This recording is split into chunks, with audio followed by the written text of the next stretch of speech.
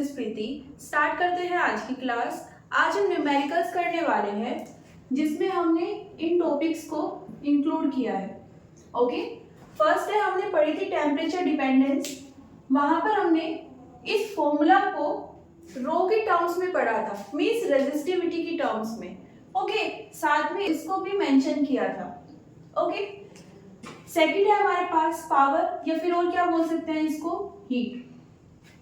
Okay, वहां पर हमने एक W नोटेशन भी यूज की थी और ये था, ये भी हमारे पास हीट ही थी, लेकिन किसके लिए थी, एक पर्टिकुलर टाइम के लिए। अगर हम उसको पर सेकंड मेजर कर रहे हैं देन उसी को क्या बोल सकते हैं, पावर। ये हमारे पास 3 फॉर्म्स आई थी। ओके, क्वेश्चन के अकॉर्डिंग हम इन फॉर्म्स को यूज करेंगे। नेक्स्ट है हमारे पास रेजिस्टेंस। रेजिस्टेंस के लिए ये 2 फॉर्मूला हमारे पास आए थे, ये सीरीज के लिए और ये पैरेलल। ओके, नेक्स्ट हमारे पास था ईएमएफ। ईएमएफ में हमारे पास ये 2 रिलेशंस थी। ओके, तो स्टार्ट करते हैं अपने फर्स्ट क्वेश्चन से।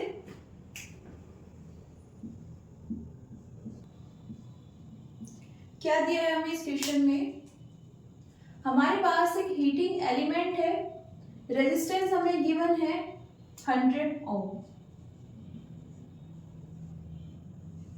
ओके, साथ में रूम टेम्परेचर भी दिया हुआ है। ओके, रूम टेम्परेचर ले लेते हैं 27 degree Celsius. When it is connected to a supply of 220 volt, a steady current of 2 ampere passes in it and temperature is 500 degree Celsius more than room temperature। देखिए अभी यहाँ पर 2 temperature introduce हो चुके हैं। ओके, तो क्या करते हैं, नोटेशन यूज कर लेते हैं। ये टेम्परेचर है हमारे पास T नॉट, और इस टेम्परेचर को किसके साथ मेंशन किया था, इस रेजिस्टेंस के साथ में, है ना। हमारे पास जो हीटिंग एलिमेंट है उसके पास इतना रेजिस्टेंस है, किस टेम्परेचर पर, रूम टेम्परेचर पर। ओके, नेक्स्ट हमें दिया है कि अब जब हम एक वोल्टेज, एक सप्लाई हम यहाँ पर इसको प्रोवाइड कर रहे हैं तो एक करंट फ्लो होगी। ओके, और टेम्परेचर कितना हो जाता है, 500 डिग्री सेल्सियस। ये हम पढ़ चुके हैं कि अगर यहाँ पर टेम्परेचर चेंज हो रहा है दैट्स मीन रेजिस्टेंस भी चेंज होगा। ओके, क्योंकि रेजिस्टिविटी चेंज हो रही है, रेजिस्टिविटी चेंज होने के साथ में रेजिस्टेंस भी डेफिनेटली चेंज हो जाएगा। ओके, तो इसको हम लिख लेते हैं 500 डिग्री सेल्सियस है, more than room temperature. Okay, देखिए यहाँ पर एग्जैक्टली 500 डिग्री सेल्सियस हमें नहीं लेना है। ओके, ये जिस टेम्परेचर की बात कर रहे हैं वो इससे 500 डिग्री सेल्सियस ज्यादा है। ओके, तो क्या कर सकते हैं, 500 में ऐड कर लेते हैं 27, जो रिजल्ट आएगा वो कितना होगा, 527 degree Celsius.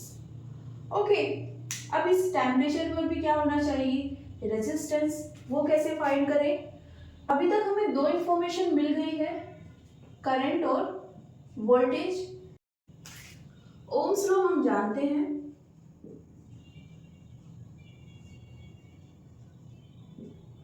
V equals to I R.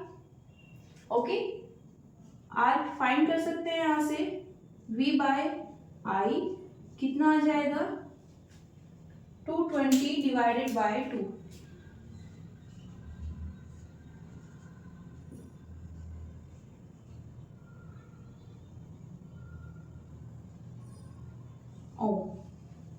Okay, ये हमारे पास क्या गई है, टेम्परेचर, इस टेम्परेचर के साथ में ये resistance. Okay, same heating element है, इनिशियली रेजिस्टेंस कुछ और था एक पर्टिकुलर टेम्परेचर पर। ओके, उसको हमने क्या बोल दिया है, T नोट, और उस पर जो रेजिस्टेंस है उसको R नोट। हमने यहाँ पर पढ़ा भी था, T नोट को हम बोल रहे थे स्टैंडर्ड टेम्परेचर। ओके, जहां से हम मेजरमेंट्स को स्टार्ट कर रहे हैं। ओके, नेक्स्ट अभी क्या करना है, what is the temperature coefficient of resistance of heating element. Temperature coefficient के बारे में पूछ रहे हैं।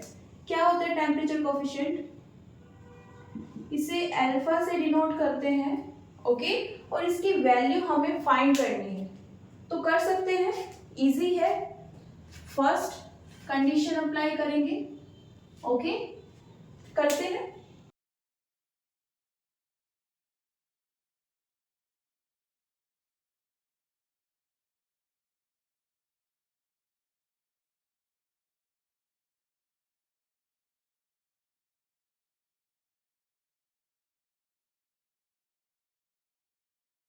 टी हमारे पास क्या है 527 डिग्री सेल्सियस, और यहाँ पर ये क्या है 27 डिग्री सेल्सियस। दोनों का डिफरेंस लेंगे, कितना आ जाएगा 500 डिग्री सेल्सियस।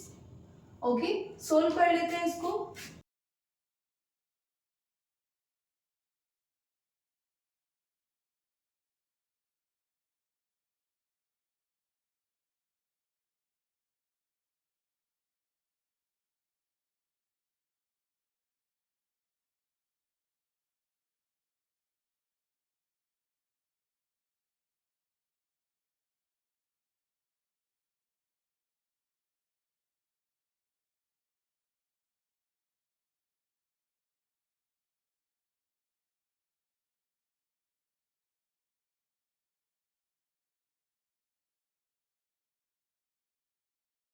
ओके, कितना आ गया ये 2 × 10⁻⁻4 पर डिग्री सेल्सियस। ओके, इसको क्या लिख सकते हो, डिग्री सेल्सियस इनवर्स।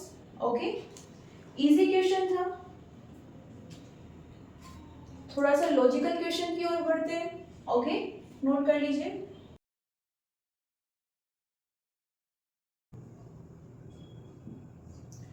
हमें यहाँ पर दो स्टेटमेंट्स गिवन है।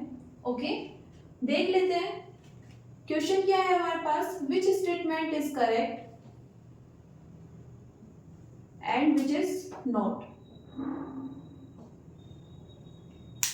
ओके, कौन कौन से स्टेटमेंट गिवन है। स्टेटमेंट फर्स्ट में हमें टेम्परेचर डिपेंडेंस दी हुई है, ओके, रेजिस्टेंस की फॉर्मूला मेंशन किया हुआ है, जिस पर बेस्ड हमने अभी अभी एक न्यूमेरिकल भी किया है। ओके, यहाँ पर हमें बोला गया है कि देखो हमारे पास ये एक पर्टिकुलर रिलेशन है। ओके, दो रेजिस्टेंस है 100 ओम और 150 ओम। हम 100 से 150 पर जा रहे हैं। कब जा रहे हैं, जब हमारा टेम्परेचर चेंज हो रहा है। ओके, कहाँ से कहाँ पर चेंज हो रहा है, 27 degree Celsius to 227 degree Celsius. यहाँ पर हमें अल्फा गिवन है, ओके, जो इसको सोल्व करने के बाद में आया है। ओके, लिखा भी हुआ है, this implies that alpha is this. Okay, second statement में हमें इसकी वैलिडिटी के बारे में कुछ इंफॉर्मेशन प्रोवाइड कराई है। ओके, ये स्टेटमेंट करेक्ट है। हमारे पास ये जो स्टेटमेंट दिया हुआ है, ये जो फॉर्मूला है, ये तभी वैलिड है, फर्स्ट ये कंडीशन होनी चाहिए, और सेकंड टेम्परेचर में जो चेंज हो रहा है वो काफी ज्यादा कम होना चाहिए। ओके, तो पहली तो बात ये है कि ठीक है कम होना चाहिए, लेकिन कितना कम होना चाहिए। ओके, रेजिस्टेंस की अगर हम बात करें तो यहाँ पर डेल्टा आर जब हम बोलते हैं शुड बी दिस, है ना, काफी ज्यादा छोटा होना चाहिए, दो साइंस का मतलब है। ये कम से कम इतना तो होना ही चाहिए। ओके, इससे छोटा है तो भी बेस्ट है। ओके, जितना कम चेंज होगा उतना हमारे लिए बेस्ट है। ओके, ये फॉर्मूला उतने ज्यादा अच्छे से वर्क करेगा, लेकिन अगर चेंज इस ऑर्डर का हो रहा है तब भी ये वैलिड है, इससे ज्यादा नहीं होना चाहिए। ओके, कहने का मतलब क्या है, अपने क्वेश्चन में आते हैं। स्टेटमेंट 1 दिया हुआ है और हमसे पूछा है कि करेक्ट है या इनकरेक्ट। ओके, तो इसे सोल्व नहीं करेंगे। देखो, एक तो तरीका है कि हम इसको सोल्व करें ओके, और चेक करें कि जो इन्होंने वैल्यूज प्रोवाइड की हैं उससे उसके अकॉर्डिंग ये आंसर आ रहा है कि नहीं। ओके, फर्स्ट चीज तो ये है, लेकिन वो हम कब कर सकते हैं, क्योंकि अगर हम इस वैल्यू को चेक करेंगे तो यही यूज करेंगे। तो फर्स्टली क्या करना होगा, हमें इस फॉर्मूला की वैलिडिटी चेक करनी चाहिए। ओके, क्या रेजिस्टेंस में जो चेंज हो रहा है वो इस ऑर्डर का है या इससे कम चेंज हो रहा है। ओके, इन दोनों में से एक केस है, देन हम इसको अप्लाई कर सकते हैं, अदरवाइज नहीं। यहाँ पर आर नोट कितना है, जो इनिशियली था 100 इनिशियली जो था, फाइनली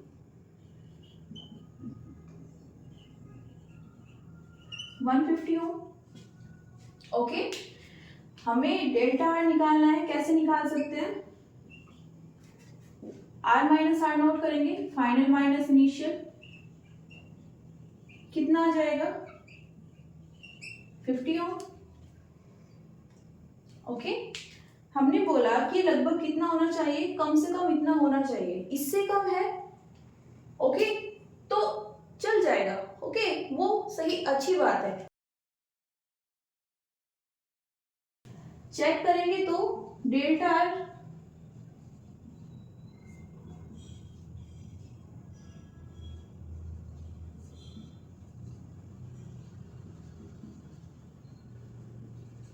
मीन्स अगर हमारे पास इस पर्टिकुलर सिचुएशन में हमारा जो रेजिस्टेंस है उसमें चेंज किस ऑर्डर का होता, 1 ओम, तो हम इसको अप्लाई कर सकते थे, या फिर 1 ओम से कम का होता है ना, 0.5 मीन्स 1 से कम, ओके, या 1 के इक्वल।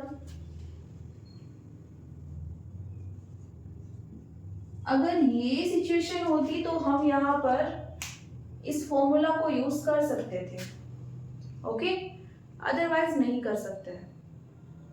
ओके, देखो यहाँ पर मैंने इस चीज को इसीलिए मेंशन किया है,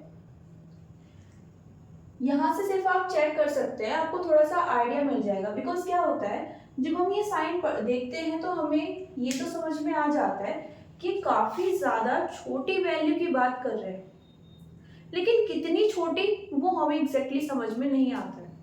ओके, यहाँ पर आप क्या कर सकते हैं, आर नोट की वैल्यू रखिए, जो इनिशियल रेजिस्टेंस आपको गिवन था कितना था, यहाँ पर इनिशियल 100 है, 100 से हम 150 पर गए हैं। ओके, तो 100 यहाँ पर इनिशियल हो जाएगा, तो आपको एग्जैक्टली पता चल जाएगा कि डेल्टा आर कितना होना चाहिए, यहाँ से आपको मैक्सिमम वैल्यू मिलेगी। ओके, इससे ज्यादा नहीं होनी चाहिए। ओके, इससे ज्यादा नहीं होनी चाहिए। अगर हमारा जो चेंज है रेजिस्टेंस का इससे ज्यादा आ रहा है, देन वैलिडिटी फिनिश हो चुकी है। ओके, साथ में टेम्परेचर के साथ भी ये चीज हम ट्राई कर सकते हैं, डेल्टा टी। ओके, कितना चेंज हुआ है हमारे पास,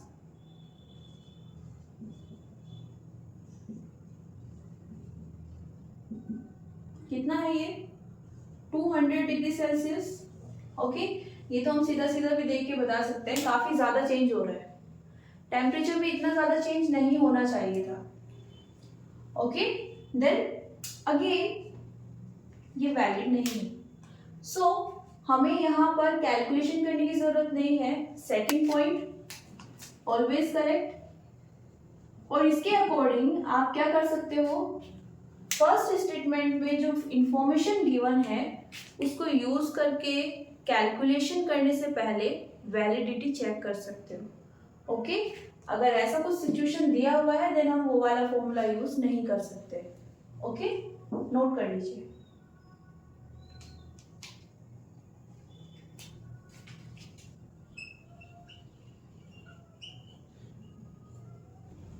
नेक्स्ट क्वेश्चन पर जाने से पहले अगर हम अपने फर्स्ट और सेकंड क्वेश्चन को चेक करें, ओके, हमने अभी एक वैलिडिटी पॉइंट की बात की है, हम अपने अगर फर्स्ट क्वेश्चन पर जाएं उसमें टेम्परेचर डिफरेंस को देखें, टेम्परेचर कहाँ से कहाँ पर चेंज हुआ था, 27 degree Celsius to 527 degree Celsius.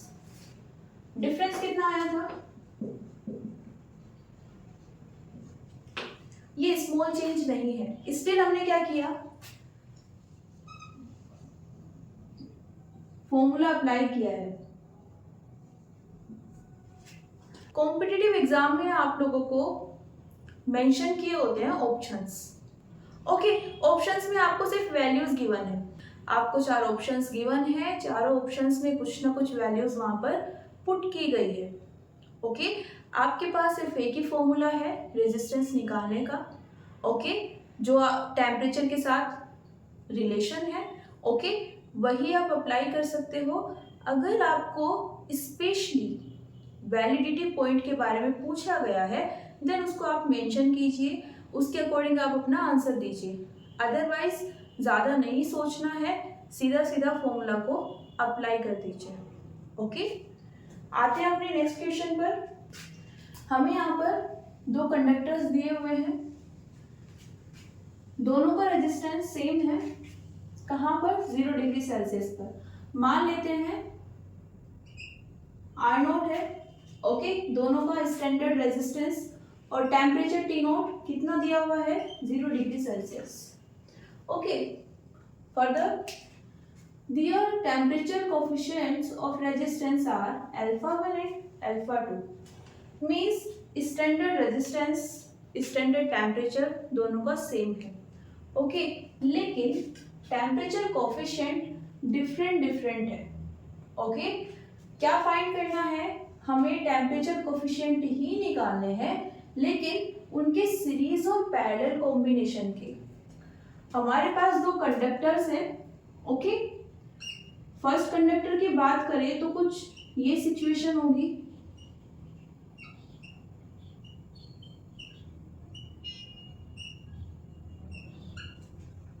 और सेकंड की बात करें तो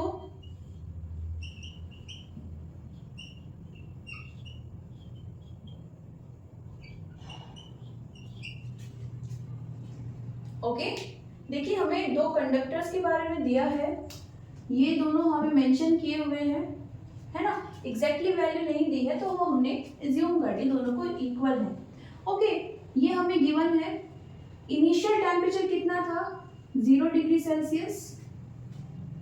फाइनली कितना है वो हमें मेंशन नहीं किया है, लेकिन जिस वे में इन्होंने क्वेश्चन पूछा है ये क्या कराना चाह रहे हैं, हमें 2 डिफरेंट टेम्परेचर कोफिशिएंट वाले कंडक्टर दिए गए हैं। ओके, जिनका इनिशियली टेम्परेचर और फाइनली सेम है।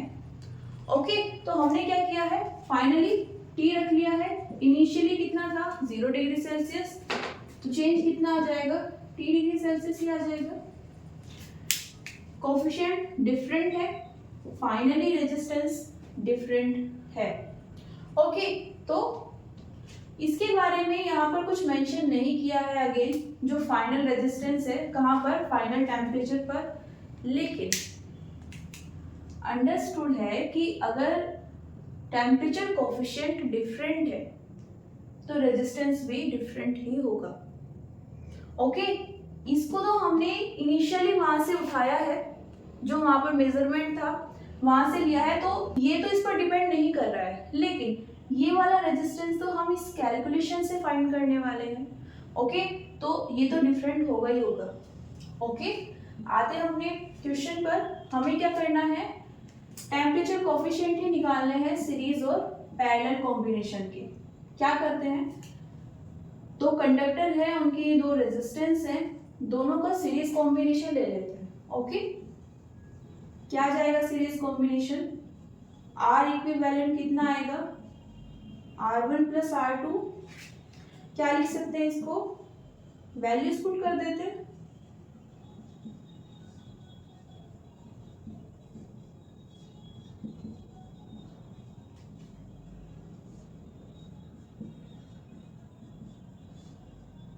फर्दर सोल्व कर लेते हैं।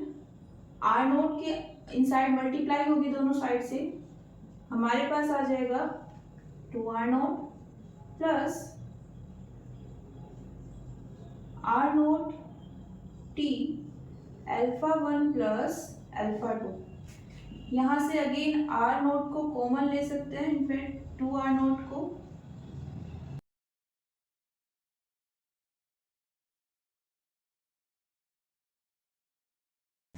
देखो क्या किया है हमने,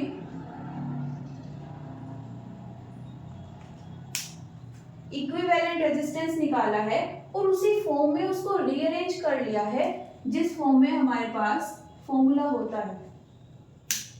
अंदर क्या है, बाहर जो भी है वो स्टैंडर्ड रेजिस्टेंस है, दोनों का टोटल कितना हो गया है 2r नॉट। ओके, यहाँ पर 1 है एज इट इज, प्लस कर रहे हैं, मल्टीप्लिकेशन है किस किस का, टेम्परेचर कोफिशिएंट एंड टेम्परेचर का।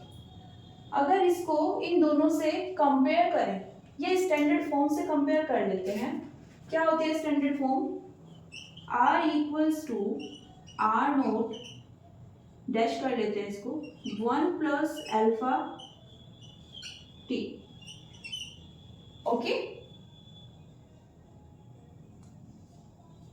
ये बेटर रहेगा, है ना। इसी की टर्म में लिख लेते हैं, हम स्टैंडर्ड फॉर्मूला को अपने यूज कर रहे हैं इसे कंपेयर करने के लिए। ओके, तो यहां से जो अल्फा इक्विवेलेंट आएगा वो कितना है, ओके, इसको 1 है, इसको 2,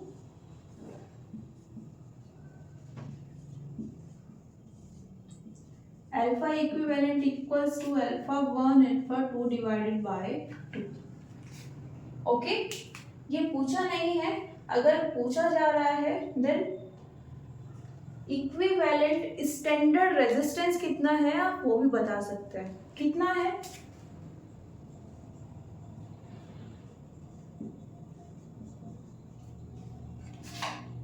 ओके, ये हमारा आंसर आ जाता है।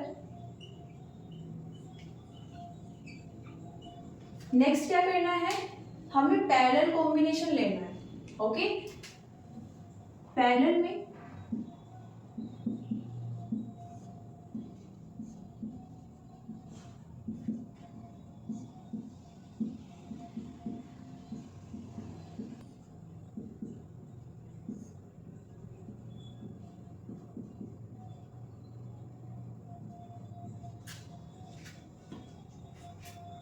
ओके, एलसीएम लेते हैं।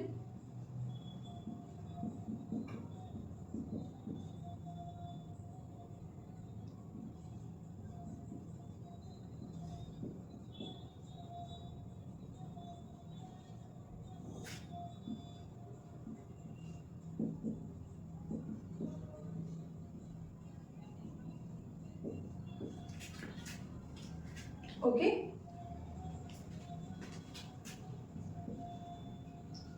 आर इक्विवेलेंट कितना आ जाएगा यहां से,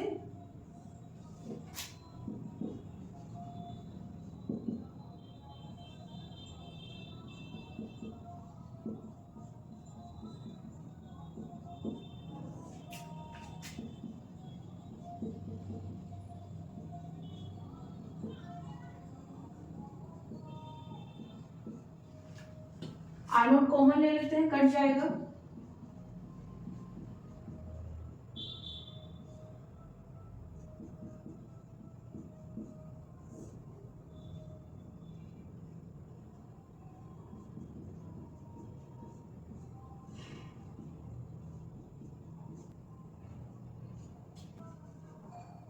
क्या किया है, इन दोनों को मल्टीप्लाई किया है। ओके, और यहां पर इन दोनों को ऐड किया है, ऐड करने के बाद 2 को कॉमन लिया। ओके, तो ये फॉर्म आ गई। थोड़ा सा और अभी सॉल्व करना पड़ेगा, कैसे, अल्फा 1 और अल्फा 2 ऑलरेडी काफी छोटी वैल्यूज होती है। ओके, जनरली आपको देखने को मिलेगा -3 10⁻⁻4 की ऑर्डर की होती है। ओके, या फिर अगर हम इनको भी नेग्लेक्ट कर दें, कितना है, मान लेते हैं 0.5 है। ओके, और ये कितना है 0.4, इन दोनों को आपस में मल्टीप्लाई करें तो कितना आ जाएगा, और छोटा हो जाएगा। ओके, तो इसलिए हम इनको क्या कर सकते हैं, नेग्लेक्ट कर सकते हैं। ओके, रीजन क्या होगा, ये ऑलरेडी छोटे होते हैं, स्क्वायर होगा या दो क्वांटिटीज को मल्टीप्लाई करेंगे स्मॉल क्वांटिटीज को, तो जो रिजल्ट मिलेगा वो और छोटा आ जाएगा। ओके, तो इसलिए हम इसको क्या कर रहे हैं, नेग्लेक्ट कर रहे हैं।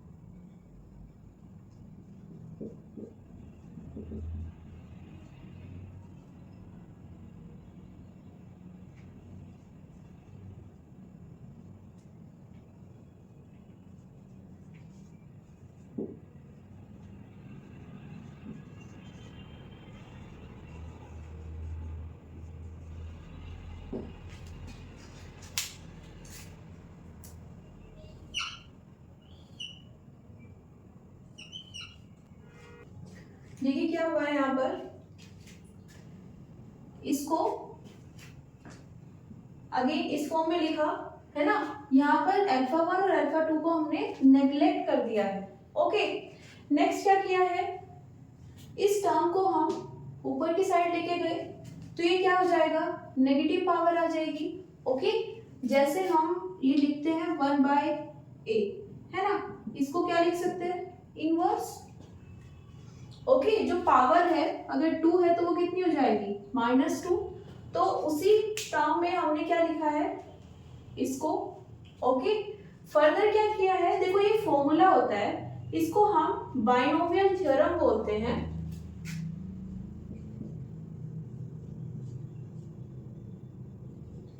इसको हम लिख सकते हैं 1 + nx। ओके, फर्दर भी लिख सकते हैं, हमने सिर्फ यहां तक लिखी है दो टर्म, आगे नेग्लेक्ट कर दिया है। क्यों किया है नेग्लेक्ट,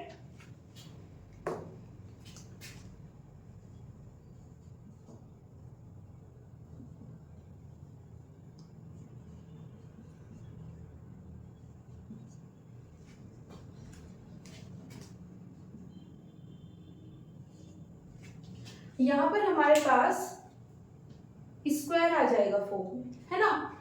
अगर हम इसको एक्सटेंड करें तो यहाँ पर क्या है, -1, तो n क्या है यहाँ पर, -1, तो ये कितना आ जाएगा, -x। x क्या है, अल्फा 1 + अल्फा 2 डिवाइडेड बाय 2, है ना।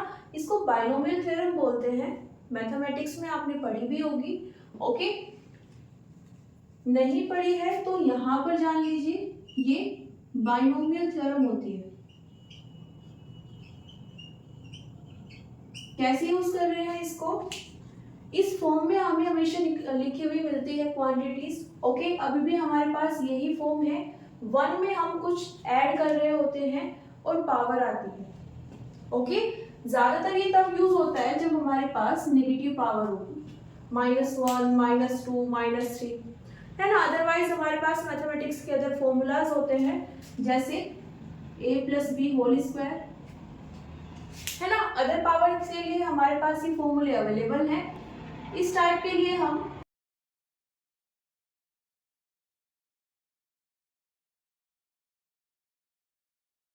ये वाली फॉर्म यूज करते हैं। ओके, यहाँ पर हमने सिर्फ इतना यूज किया है। फर्दर जो टर्म आ रही है हमने उन सबको नेग्लेक्ट कर दिया है। सबका रीजन सेम है, अल्फा 1 और अल्फा 2 काफी छोटी क्वांटिटी है, तो हम उनका स्क्वायर लें, उन दोनों को सीधा सीधा मल्टीप्लाई कर दें, या फिर दोनों को ऐड करने के बाद स्क्वायर लें। जो क्वांटिटीज हमें मिलने वाली है वो काफी छोटी हो जाएंगी। ओके, तो सेम रीजन के अकॉर्डिंग हमने यहाँ पर और अब यहाँ पर फर्दर टर्म्स को हम नेग्लेक्ट कर रहे हैं। ओके, फर्दर कितना आ जाएगा, ये इन दोनों को मल्टीप्लाई करते हैं। अगेन यहाँ पर ये वाली टर्म स्किप कर देंगे। ओके, रीअरेंज करते हैं, टी कॉमन ले सकते हैं इस टर्म से और इस टर्म से, सोल्व करेंगे तो ये फॉर्म हमारे पास आ जाएगी। इसको कंपेयर कर सकते हैं किससे, R equivalent, R naught equivalent 1 plus alpha equivalent T. Okay, यहां से कितना आ जाएगा, alpha 1 plus alpha 2 divided by 2। Okay, तो यहां पर भी आंसर कितना है, अल्फा 1 अल्फा 2 डिवाइडेड बाय 2। और पहले कितना आया था, पहले भी सेम था। ये कितना है इस बार, आर नोट बाय 2, ये चेंज हुआ है। पहले कितना था, 2 आर नोट। ओके, नोट कीजिए। थोड़ा सा लेंथी है, लेकिन ये आपके एग्जाम में आया हुआ है, जेई में, और इन क्वेश्चंस को कराने का यही पर्पस है मेरा, आप लोगों को थोड़ा आइडिया मिल जाए कि हमने जो अभी तक पढ़ा है ना, वहां से डायरेक्टली कितने क्वेश्चंस आ रहे हैं, है ना। बिकॉज हमारा वे होता है स्टडी करने का, सभी थोड़ा आगे रहना चाहते हैं, तो हम एक्स्ट्रा प्रॉब्लम्स को, डिफिकल्ट प्रॉब्लम्स को सॉल्व करने का ट्राई करते हैं, प्रैक्टिस करते हैं, है ना। और उसके चक्कर में जो हमारे पास एग्जाम वाली प्रॉब्लम्स होती हैं, है ना, जिनको बोल सकते हैं PYQs होते हैं, उनको करना भूल जाते हैं, हमारे पास टाइम नहीं रहता, है ना। तो ठीक है, डिफिकल्ट प्रॉब्लम्स को करना अच्छी बात है, उससे आपका थिंकिंग लेवल बढ़ जाएगा, लेकिन इनको मिस मत कीजिए, है ना। और स्पेशली जब आप कॉन्सेप्ट को पढ़ रहे हैं, उसके बाद जब आप प्रैक्टिस करते हैं, उस टाइम पे आप इन क्वेश्चंस को प्रैक्टिस जरूर कीजिए, क्योंकि आफ्टर ऑल पेपर का लेवल कैसा है, जिस तरह के क्वेश्चन पूछे जा रहे हैं, वो आपको इन्हीं से पता चलने वाला है। ओके, आते हैं अपने नेक्स्ट क्वेश्चन पर। देखिए क्या करना है हमारे नेक्स्ट क्वेश्चन में, हमें तो सेल दिए हुए हैं, बैटरी, EMF दिया हुआ है उनका हमें 20 और 30 वोल्ट, दोनों पैरेलल में है। ओके, और उनके साथ में एक लोड हमें दिया हुआ है 10 ओम का, ये वाली सिचुएशन है। ओके, साथ में हमें बताया है कि इंटरनल रेजिस्टेंस कितना है दोनों बैटरीज के अक्रॉस। ओके, फाइंड क्या करना है, वोल्टेज अक्रॉस दी लोड। कैसे फाइंड करेंगे, देखो हमें यहाँ पर EMF दिया हुआ है, तो डेफिनेटली इंटरनल रेजिस्टेंस भी दिया होगा, है ना। अगर नहीं दिया है देन वो 0 है। हमें मेंशन किया हुआ है कितना है, 1 ohm and 2 ohm respectively. Okay, इन दोनों के अक्रॉस। ओके,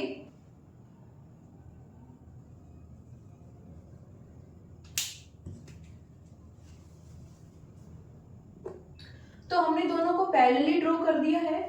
इन दोनों के अक्रॉस क्या है, एक सिंगल लोड है, तो हमने उसको इन दोनों के अक्रॉस कनेक्ट कर दिया है। ओके, इसको हम क्या बोल सकते हैं, कैपिटल आर। ओके, हमेशा लोड को या किसी भी डिवाइस को रिप्रेजेंट करता है। ओके, तो यहाँ पर कौन से रेजिस्टेंस दिए हुए हैं, ये R1 और R2 हम इनको बोल सकते हैं। ओके, फाइंड क्या करना है, वोल्टेज अक्रॉस द लोड, इसके अक्रॉस हमें क्या फाइंड करनी है, वोल्टेज बोल देते हैं कितना है, VR है। ओके, तो ये कैसे निकाल सकते हैं, पहले तो हमें पता चले कि इसमें करंट कितनी फ्लो हो रही है।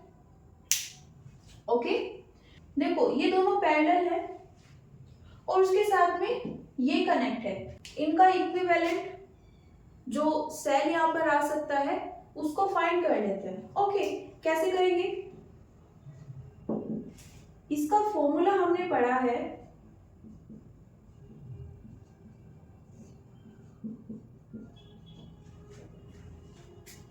कितना आएगा ये,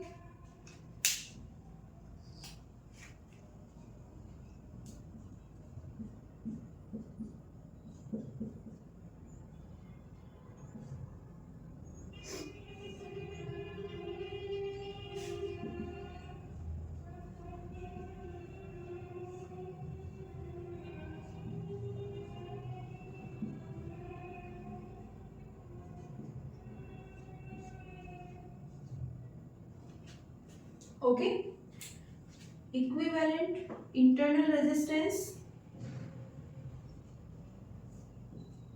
इस फॉर्मूला से निकाल सकते हैं, कितना आ जाएगा 1 × 2 डिवाइडेड बाय 3, 2/3 ओम। तो इस सर्किट को हम किससे रिप्लेस कर सकते हैं,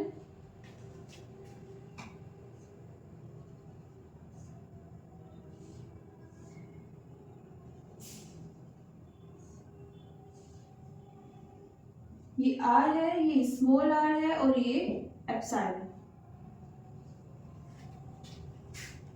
ओके, यहां से क्या निकाल सकते हैं, करंट निकाल सकते हैं, किस फॉर्मूला से,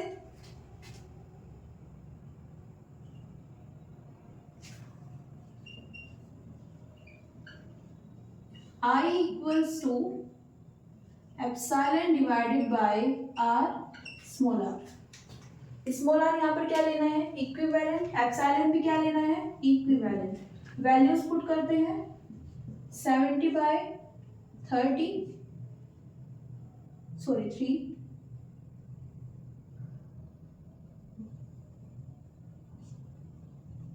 ऐड करेंगे 10 + 2/3। ओके, कितना आ जाएगा ये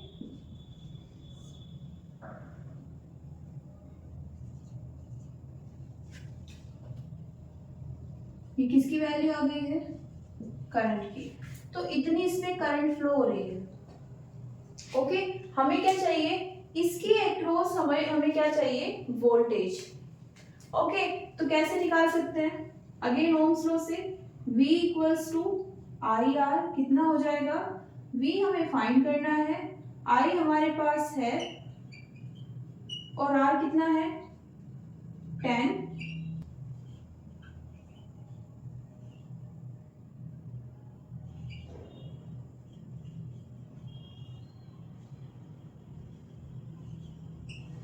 ये हमारे पास यहाँ पर वैल्यू आ जाती है। ओके,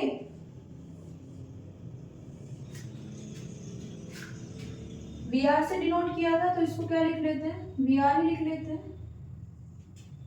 तो ये तो देखो हमारा आंसर आ गया। क्या किया है हमने, हमें तो सेल दिए हुए थे।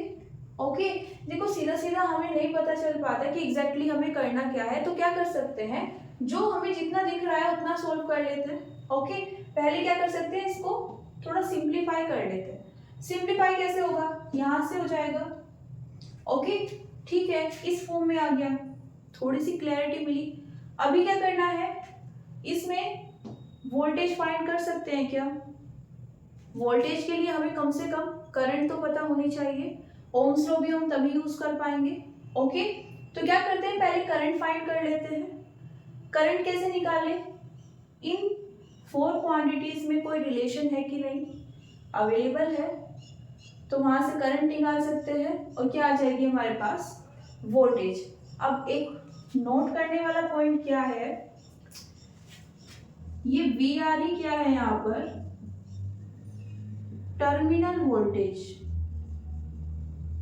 जिसको हम किस और फॉर्मूले से निकाल सकते थे, यहां से। इस फॉर्मूले को यूज करते तो भी हमारे पास सेम वैल्यू आती।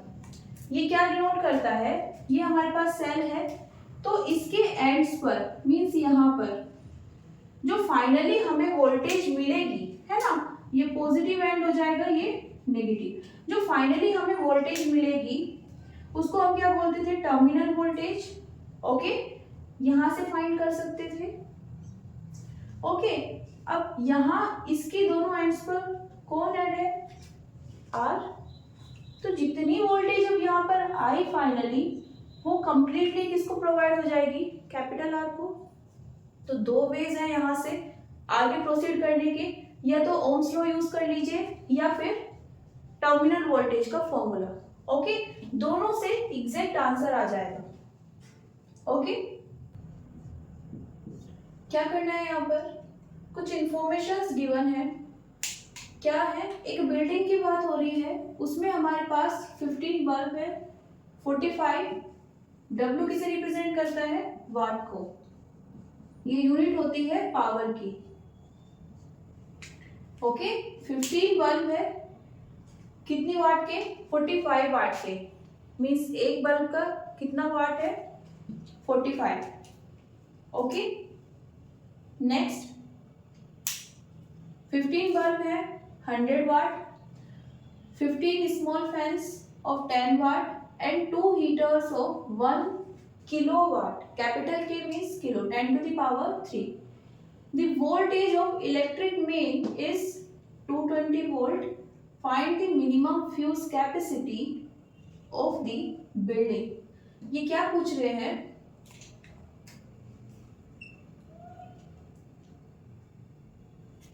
इसका मतलब होता है कि जो फ्यूज यूज हुए हैं, ओके, बिल्डिंग में जो मेन बोर्ड है, मेन फ्यूज है, वहां पर वो कितनी स्ट्रेंथ का होना चाहिए, कितनी करंट को वो सेफली फ्लो करा सकता है ना। ज्यादा होगी तो क्या हो गया, बर्न हो जाएगा, है ना। क्या करेंगे, यहाँ पर हमें आई निकालनी है। ओके, देखिए क्वेश्चन ये लेने का पर्पस यही था क्योंकि यहाँ पर जो वर्ड्स यूज हुए हैं वो समझ नहीं आते। ओके, तो हम फ्यूज की यहाँ पर बात कर रहे हैं, मिनिमम कैपेसिटी की बात हुई है, और जब हम कैपेसिटी की बात करते हैं फ्यूज की, मीन्स हम पूछना चाह रहे हैं कि सेफली कितनी करंट को फ्लो करा सकता है, तो वो करंट हमें जाननी है। वोल्टेज उन्होंने दी है 220 वोल्ट। ओके, साथ में क्या दी हुई है, पावर दी हुई है ना। डिफरेंट जो हमारे पास डिवाइस है या इंस्ट्रूमेंट बोल सकते हैं, हीटर है, फैन है, बल्ब है, उन सब की पावर दी हुई है। पावर और करंट और वोल्टेज, इनके बीच में कोई रिलेशन होता है क्या,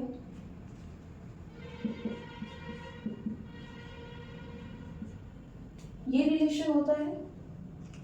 ये हमसे नेट करंट के बारे में पूछ रहे हैं। इन्होंने हमें ये नहीं बोला कि ये बल्ब फैन सीरीज में है या पैरेलल में, है ना ही ये बोला है कि किसके क्रॉस कितनी वोल्टेज है। इन्होंने हमें नेट वोल्टेज बता दी है जितनी उस बिल्डिंग में सप्लाई हो रही है। नेट करंट के बारे में पूछ रहे हैं जो उस फ्यूज से जाने वाली है। ओके, तो पावर भी कैसे यूज होनी चाहिए, नेट पावर। नेट पावर कैसे निकालें, जितने भी इंस्ट्रूमेंट्स या डिवाइस हमें मेंशन की है उन सबकी डिफरेंट पावर है, सबको ऐड कर दे तो नेट पावर आ जाएगी। करते हैं, 15 बल्ब है, एक की कितनी है 45, तो 15 की कितनी हो जाएगी 15 इंटू 45। सिमिलरली 100 वॉट के लिए plus 15 into 10 okay, next 2 heater है, एक की पावर कितनी है 10⁻³ वाट, 2 की कितनी हो जाएगी 2 × 10⁻³ वाट। ओके, क्या आ जाएगा यहाँ से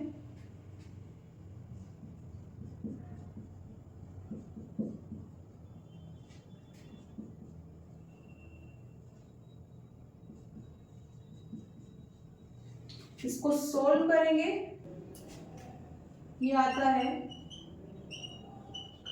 वाट। ओके, नेक्स्ट हमें करंट चाहिए,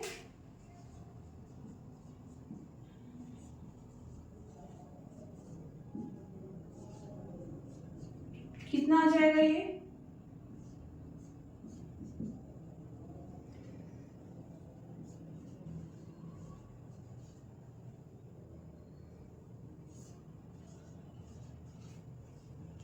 ओके,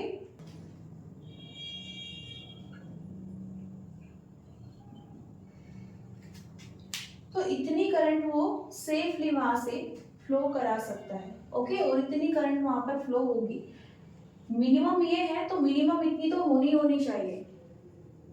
ओके, तभी ये सब ऑपरेटर्स क्या कर पाएंगे, वर्क कर पाएंगे।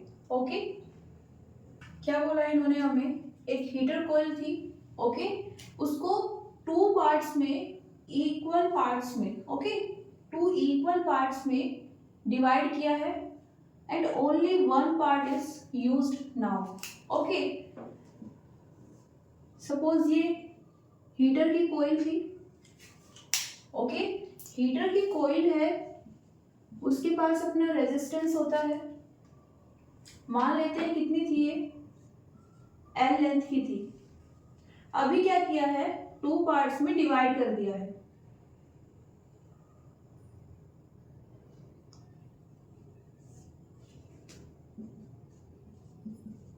लेंथ कितनी हो गई है हाफ,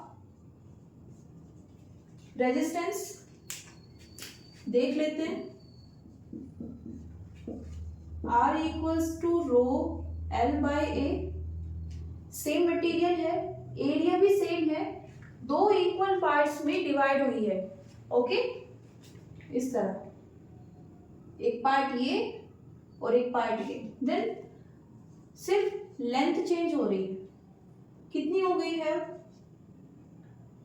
पहले कितनी थी, मान लेते हैं रेजिस्टेंस R था और लेंथ L थी, अभी कितनी है ये हमें फाइंड करना है R' और लेंथ कितनी है L/2 है ना। देखो ये यहाँ पर रेशियो दिया नहीं है, हमने क्रिएट कर लिया है, मान लिया है पहले कितना था रेजिस्टेंस R और लेंथ कितनी थी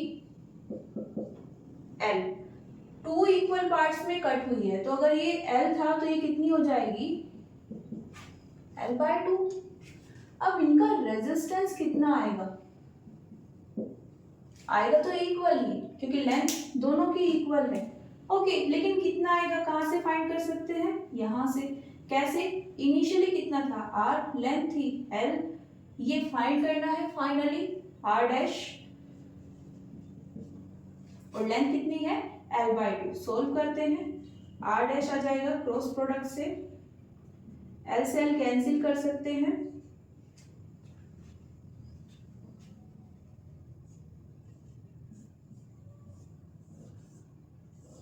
ओके, ये कैलकुलेशन से हमें पता चला है कितना आया है, ये रेजिस्टेंस कम हो जाएगा। ओके, प्रैक्टिस कर रहे हो आप तो इस सीधे सीधे देखकर भी पता चल सकता है, लेंथ के डायरेक्टली प्रोपोर्शनल होता है कौन, रेजिस्टेंस, लेंथ हाफ हो गई है तो रेजिस्टेंस भी हाफ हो जाएगा। ओके, हाँ वो अलग बात है अगर हम 2 नहीं 3 इक्वल पार्ट्स में कर रहे हैं या 4 इक्वल पार्ट्स में कर रहे हैं, ओके, तो वो हाफ नहीं होगी, फर्दर वो डिवाइड हो जाएगी, है ना, 1/3 या 1/4 में। तो रेजिस्टेंस तो आ गया है, find the value of generated heat, find कर लेते हैं, हीट पर सेकेंड क्या होती है पावर, और पावर के लिए हमें अभी तक क्या यूज कर रहे थे VI, हमें यहाँ पर न V गिवन है ना ही I, तो क्या गिवन है, रेजिस्टेंस गिवन है क्या, ऑफ कोर्स गिवन है। ओके, तो यहां से फाइंड कर लेते हैं। ये हमने पावर को रेजिस्टेंस की टर्म में लिया है, 3 फॉर्म्स हमने स्टार्टिंग में मेंशन की थी, है ना। हमने इस बार आई को यहाँ से रिमूव कर दिया है क्योंकि आई हमें नहीं चाहिए। बात करते हैं इसकी,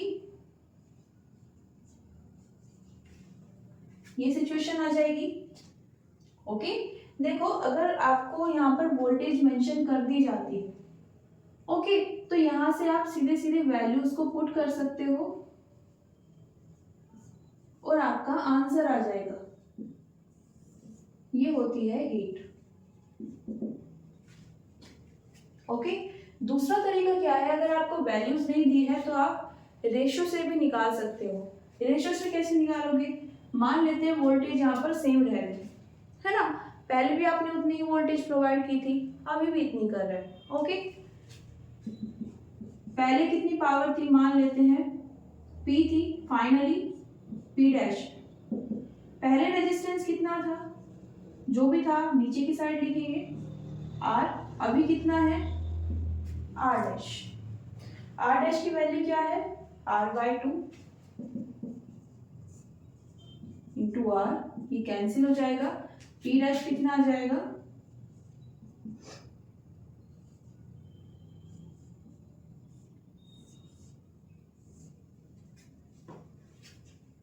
मीन्स अगर आप रेजिस्टेंस कम कर दोगे, ओके, तो जो कॉइल है सेम वोल्टेज पर वो ज्यादा हीट प्रोड्यूस कर सकती है। ओके, तो ये हमारा आंसर, यहाँ पर आपको हीट बोला जाए पावर बोला जाए, दोनों का मतलब क्या है, आपको यही फॉर्मूला यूज करना है। ओके, फॉर्म्स वेरी कर सकती है, जो आपको इंफॉर्मेशन गिवन है आप उस फॉर्म में यूज कर लीजिए। ओके,